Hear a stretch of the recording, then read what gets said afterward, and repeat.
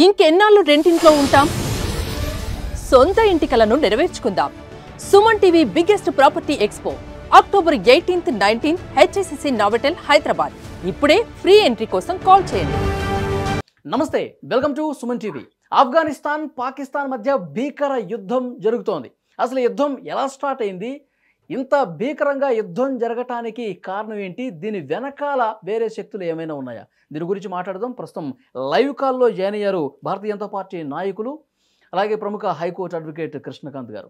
మాట్లాడదాం. కృష్ణకాంత్ గారు నమస్కారం సార్. నమస్తే అండి. ఈ రెండు దేశాల మధ్య ఈ స్థాయిలో యుద్ధం జరగటానికి ప్రధానమైనటువంటి రీజన్ ఏంటి? వల్లి గారు, ఇవాళ రోజు మనం చూసుకుంటే ఇది డ్యూరాండ్ లైన్ అనేది ఆఫ్ఘనిస్తాన్ మధ్యలో ఉన్న ఒక బార్డర్ ఇష్యూ. అంటే మనం బ్రిటిష్ ఇండియా అంటే అప్పుడు పాకిస్తాన్ కూడా కలుపుకొని ఉన్నాం మనం బిఫోర్ ఇండిపెండెన్స్. సో ఆఫ్ఘనిస్తాన్ తో ఏదైతే బ్రిటిష్ ఇండియా, అప్పుడున్న బ్రిటిష్ ఇండియా ఈ 19th సెంచరీలో ఈ యొక్క బార్డర్ ని గీయడం జరిగింది. దాన్ని డ్యూరాండ్ లైన్ అంటాం. సో అప్పటి నుంచి ఆఫ్ఘనిస్తాన్ తోనూ ఈ బార్డర్ ఇష్యూస్ ఉన్నాయి. కాకపోతే 1947 లో ఎప్పుడైతే బ్రిటిష్ వాళ్ళు మనకి స్వాతంత్రం ఇచ్చి వెళ్ళిపోయారో అదే టైంలో ఒక కొత్త నేషన్ కూడా పుట్టింది. That is Pakistan. 1947 లో పార్టిషన్ అయింది. అప్పుడు పాకిస్తాన్ కూడా పుట్టింది. సో పాకిస్తాన్ భాగము అండ్ ఇంకా ఆఫ్ఘనిస్తాన్ ఆ బార్డర్ ఏదైతే ఉందో ఆ డ్యూరాండ్ లైన్, సో అవి ఇంకా అది కాంట్రవర్సీ మాత్రం అలానే మిగిలిపోయింది. ఇండియా సపరేట్ అయిపోయినా పాకిస్తాన్ ఆ డ్యూరాండ్ లైన్ అనేది మాత్రం ఇంకా ఎప్పటికీ పాకిస్తాన్ కి ఆఫ్ఘనిస్తాన్ మధ్య ఎప్పుడు ఆ బార్డర్ ఇష్యూ కంటిన్యూ అయితేనే ఉంది ఇప్పటికీ. సో ఈ లోపల ఏమైందంటే 1970s లో ఈ సోకాల్డ్ పాకిస్తాన్ మనకు తెలుసు అది టెర్రరిస్టులని పెంచి పోషించే దేశం అని చెప్పి. సో 1970s ఆ టైంలో ముఖ్యంగా ఈ ఇండియా పాకిస్తాన్ వార్ అవుతున్నప్పుడు పాకిస్తాన్ వాళ్ళు సేమ్ టెర్రరిస్టులని, ఈ తాలిబాన్ ఎవరైతే ఉన్నారో తాలిబాన్స్ ని ఆఫ్ఘనిస్తాన్ లో ఉన్నారో వాళ్ళని అక్కడ కొందరు పాష్తూన్స్, అంటే ఈ పాష్తూన్ అనే ఒక ఏరియాలో ఉన్న ఈ జనాలని టెర్రరిస్టులు లాగా ట్రైన్ చేయడం. అంటే ఇప్పుడున్న పాకిస్తాన్ ఐఎస్ఐ ఏదైతే ఉందో వాళ్ళని 1970 వార్ అప్పుడు ఈ పాకిస్తాన్ ఈ ఆఫ్ఘనిస్తాన్ పాష్తూన్లని ఒక టెర్రరిస్ట్ లాగా ట్రైన్ చేసి వాళ్ళని మన ఇండియా మీద అటాక్స్ కి ఉపయోగించారు. అప్పుడు తారీఖీ తాలిబాన్ పాకిస్తాన్ అని చెప్పి టీటీపీ సంస్థ అనేది ఏర్పడింది. టీటీపీ అంటారు దాన్ని.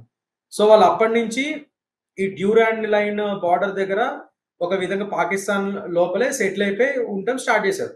సో 1970 వార్ అయిపోయిన తర్వాత యుద్ధం అయితే అయిపోయింది, కానీ వాళ్ళు మాత్రం వెనక్కి వెళ్ళలేదు మళ్ళీ ఆఫ్ఘనిస్తాన్కి. వాళ్ళు మెల్లిమెల్లిగా పాకిస్తాన్ లో బతకడం స్టార్ట్ చేశారు. సో ఇవాల్టి రోజు టెర్రరిస్టుల కింద పెంచి పోషించింది పాకిస్తాన్, వాళ్ళని ఇప్పుడు మళ్ళీ బ్యాక్ పంపించేద్దాం, ఆ యొక్క రెఫ్యూజీస్ ఆఫ్ఘన్ రెఫ్యూజీస్ లాగా వాళ్ళని వెనక్కి పంపించే ప్రక్రియ స్టార్ట్ చేసింది. సో అది ఇప్పుడు ఆఫ్ఘనిస్తాన్ కి మింగుడు పడలేదు. ఇన్ని రోజులు ఉపయోగించుకొని వాళ్ళని ఎప్పటి నుంచో మీ సరిహద్దుల్లో ఉంచేసుకొని ఇవాళ రోజు మళ్ళీ మాకు వెనక్కి సంబంధం లేకుండా పంపించడం ఏంటి అన్న దాని మీద ఇవాళ రోజు ఈ ఆఫ్ఘనిస్తాన్ పాకిస్తాన్ మెయిన్ యుద్ధ సారాంశం. దానివల్ల యుద్ధం మొదలైంది.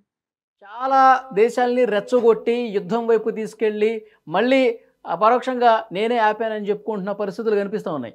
ఇప్పుడు దీనికి కూడా ఆయన ఏమన్నా ఉన్నాడా? ఎందుకంటే అక్కడ బాగ్రామ్ ఎయిర్ బేస్ నాకు కావాలని చెప్పి గతంలో ఆఫ్ఘనిస్తాన్ అడగటం, తాలిబాన్లు దానికి ఒప్పుకోకపోవటం.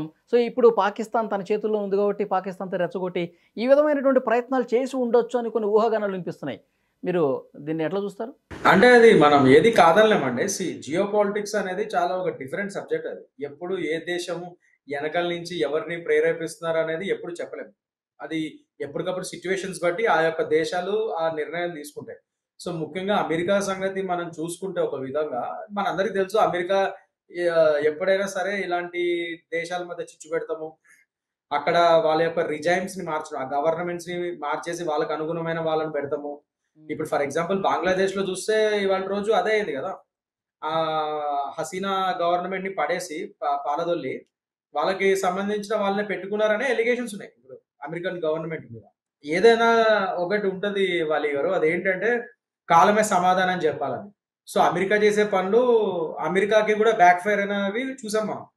ఏదైతే ఒసామా బిన్ లాడెన్ అనే అతన్ని ఒక విధంగా వెపన్స్ ఇచ్చి అన్ని ఇచ్చి పెంచి పోషించిందో అదే ఒసామా బిన్ లాడెన్ ఇవాళ రోజు సెప్టెంబర్ 11 అటాక్స్ లో అతనే హస్తమే మెయిన్. అండ్ అతను సెప్టెంబర్ 11 అటాక్స్ వాళ్ళే చూశారు అమెరికాని, వాళ్ళకి బ్యాక్ ఫైర్ అయినది. సో ఇదేం కొత్త కాదు. సో ఇలాంటి పనులు చేయడము మళ్ళీ లాస్ట్ చేతులు కాల్చుకోవడం అనేది అమెరికాకు కూడా అలవాటే. So that is what I'm saying. So Afghanistan Pakistan విషయంలో కూడా పాకిస్తాన్ కి వెనకాల వీళ్ళు ఉన్నారా అంటే మనం చెప్పలేము ఏది. But what I'm saying is as of now అయితే అమెరికా హస్తం ఏమో కానీ పాకిస్తాన్కి ఆఫ్ఘనిస్తాన్కి జరుగుతున్న గొడవ మాత్రం ఆ డ్యూరాండ్ లైన్ ఏదైతే ఉందో, ఎన్నో 100 సంవత్సరాల పైగా ఈ కాంట్రవర్సీ ఉందో ఆ డ్యూరాండ్ లైన్ బార్డర్ విషయం. దానివల్ల ఒకటి 1970s లో వీళ్ళు పెంచి పోషించిన టీటీపీ, తారికే తాలిబాన్ పాకిస్తాన్ అనే ఉగ్రవాద సంస్థ పాకిస్తాన్ పెంచింది వాళ్ళని. ఇవాళ రోజు వాళ్ళే పాకిస్తాన్కి మేకులా తయారై, ఏకులు కాస్త మేకులా తయారై వాళ్ళ మీద రివర్స్ లో అటాక్ ఇచ్చే పరిస్థితి. ఎందుకంటే వాళ్ళు ఇన్ని రోజులు ఉపయోగించున్నారు ఆఫ్ఘనిస్తాన్ బ్యాచ్ ని. ఇవాళ రోజు వాళ్ళని ఇప్పుడు మళ్ళీ రిఫ్యూజీస్ కింద వెనక్కి పంపించేద్దాం అన్న ప్లాన్లు వేశారు. సో అది బ్యాక్ ఫైర్ అయ్యి పాకిస్తాన్ మీదనే వాళ్ళు ఇవాళ రోజు అటాక్లు ఇవ్వడం స్టార్ట్ చేశారు. ప్రత్యామ్నాయంగా మళ్ళీ పాకిస్తాన్ ఇప్పుడు ఎయిర్ క్రాఫ్ట్ స్ట్రైక్స్ కూడా చేద్దామని ఆలోచనలో ఉంది. సో చూడాలి ఇప్పుడు ఆఫ్ఘనిస్తాన్ కూడా ఎలా రిటాలియేట్ అవుతుందని. మొన్న ఆపరేషన్ సింధూర్ సమయంలో కూడా సార్ పాకిస్తాన్ చావు తప్పి కన్ను లొట్టబోయిన పరిస్థితుంది. వాళ్ళు మన కాళ్ళబేరానికి వస్తే మనం ఆపరేషన్ సింధూర్కి మనం బ్రేక్ ఇచ్చాం. కానీ ఇప్పుడు ఇంత త్వరగా ఆఫ్ఘనిస్తాన్ మీద కయ్యానికి కాలు దువ్వటం అంటే ఇది వెనకాల నాకు అమెరికా ఉంది అని చెప్పి ఆ బలం ఏమన్నా చూసుకుని ఈ విధంగా యుద్ధానికి వెళ్తుందంటారా? ఇప్పుడు చైనాకు కూడా మనం ఎదగడం ఇష్టం ఉండదు. ఎందుకంటే ఇప్పుడు సెంట్రల్ ఏషియాలో మనం కూడా one of the south Asia ముఖ్యంగా చాలా మంచి పవర్ కింద డెవలప్ అవుతున్నాం.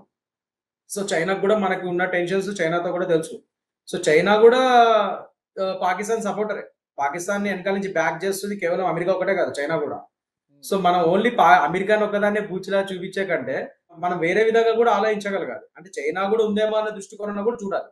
సో మన ఇంటెలిజెన్స్ డిపార్ట్మెంట్ ఏదైతే ఉందో డెఫినెట్ గా వాళ్ళు అన్ని కోణాల్లో ఆలోచిస్తారు. మన దేశం యొక్క గ్రేట్నెస్ ఏంటంటే రా అనే ఒక సంస్థ ఉంది మనకి.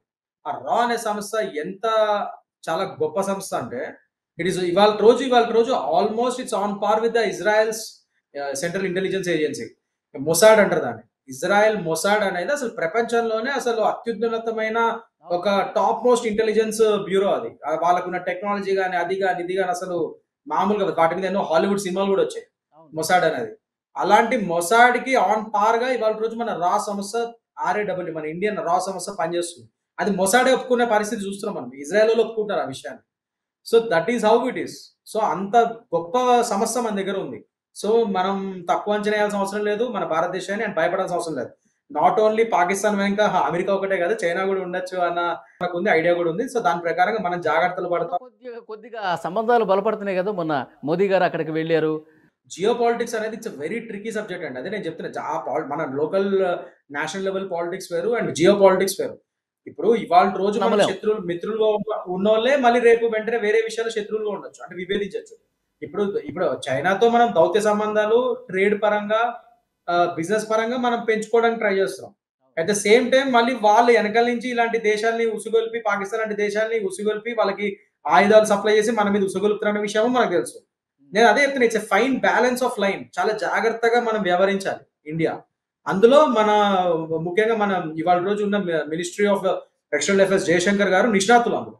All thanks to him and our Modi government. We're doing our best. అంటే మనం ఒక ఫైన్ లైన్ బ్యాలెన్స్ మెయింటైన్ చేస్తూ, అంటే ఎక్కడ కొట్టాలో అక్కడ కొడుతూ, ఎక్కడ నెగ్గాలో అక్కడ నెగ్గుతూ, ఎక్కడ తగ్గాలో అక్కడ తగ్గుతూ, దీన్నే కదా దౌత్య నీతి చాణక్య నీతి అంటారు. అది క్లియర్ గా మనం మెయింటైన్ చేస్తున్నాము and we're at our peak. ఇప్పుడు చాలా మంచి లెవెల్లో మనం మెయింటైన్ చేస్తున్నాం ఇది. So we should be happy for that. And వాళ్ళు they are doing a very good job. Ministry of external affairs ఇవాళ రోజు సౌదీ అరేబియాతో ఒప్పందం చేసుకుంది కదా పాకిస్తాన్. ఇప్పుడు ఈ యుద్ధం భీకర స్థాయికి వెళితే సౌదీ ఏమన్నా పాక్ కి సపోర్ట్ చేసే పరిస్థితి అంటారా ఫైనల్ గా? అంటే డైరెక్ట్ గా వాళ్ళు సపోర్ట్ చేసే ఛాన్సెస్ తక్కువ అండి. ఎందుకంటే ఇక్కడ ఒక విధంగా చూసుకుంటే మనం ఇక్కడ రెండు ముస్లిం కంట్రీసే, even Afghanistan and Pakistan. So ఇక్కడ దేనికి సపోర్ట్ చేసినా ఒక విధంగా వేరే దానికి బ్యాక్ ఫైర్ అవుతుంది. నేను చెప్పినట్టు సౌదీ కూడా డెవలప్మెంట్ స్టేజ్ లో, అంటే డెవలప్ అవుదాం అన్న ఒక దీంతో ఉన్న కంట్రీ అది. కంపేర్ టు పాకిస్తాన్, ఆఫ్ఘనిస్తాన్ వీటితో కంపేర్ చేస్తే Saudi is a rich country, oil rich country. వాళ్ళ ఇన్ఫ్రాస్ట్రక్చర్ ని డెవలప్ చేసుకొని ఇంకా బయట నుంచి ఫారెన్ ఇన్వెస్ట్మెంట్ కూడా మీరు వచ్చి ఇక్కడ మా దగ్గర మీ దగ్గర ఇన్వెస్ట్ చేయండి, మా దగ్గర ఇన్వెస్ట్ చేయండి అని వాళ్ళు కూడా వేరే దేశాలని ఆహ్వానిస్తున్న సమయం వాళ్ళు ఎదుగుదాం అనుకుంటున్నారు. సో అలాంటప్పుడు వాళ్ళు ఇట్లా అన్నింటిలో వేరే వాళ్ళ గొడవల్లో ఇంటర్ఫియర్ అయ్యి వాళ్ళ యొక్క పీస్ ని అండ్ ఎకానమీని దెబ్బతీసుకుంటారని నేనైతే అనుకోను. సో వాళ్ళు కూడా డైరెక్ట్ గా హెల్ప్ చేసే ఛాన్సెస్ తక్కువ అని అడిగితే, ముఖ్యంగా రెండు మళ్ళీ ముస్లిం కంట్రీస్ సైడ్ కూడా. సో అంత ఈజీగా why do they want to take a side? వాళ్ళు కూడా వాళ్ళ డెవలప్మెంట్ మీద కాన్సన్ట్రేట్ చేసుకుంటారు మనలాగే same. So war is at the end of the day అందరూ అనుకుంటున్నట్టు వార్ అనేది ఒక ఇన్వెస్ట్మెంట్ అండ్ చాలా డబ్బులు వేస్ట్ అయ్యే ఒక ప్రక్రియ. అది ఈజీగా మనం వార్కి వెళ్ళిపోవడం అనేది అంత ఈజీ కాదు. ఎందుకంటే దానివల్ల మన ఎకనామిక్ మనం విన్ అవుతున్నా కూడా వార్ లో చాలా కాస్ట్ పడుతుంది అట్ ద సేమ్ టైం చాలా డబ్బులు పోతాయి, అండ్ ముఖ్యంగా డెవలపింగ్ అవుతున్నాం అన్న టైంలో ఇవన్నీ మనకి చాలా కాస్ట్ అయిపోతుంది అనమాట. So definitely no one shows interest in war at the end of the day. చూద్దాం సార్, ఆఫ్ఘన్ పాక్ యుద్ధం నెక్స్ట్ ఎలాంటి స్టెప్ తీసుకుంటుంది, ఎలా ఉండబోతుందో, తర్వాత పరిణామాల మీద కూడా మళ్ళీ ఒకసారి మనం మాట్లాడదాం. Thank you very much Krishnakant garu. Thank you.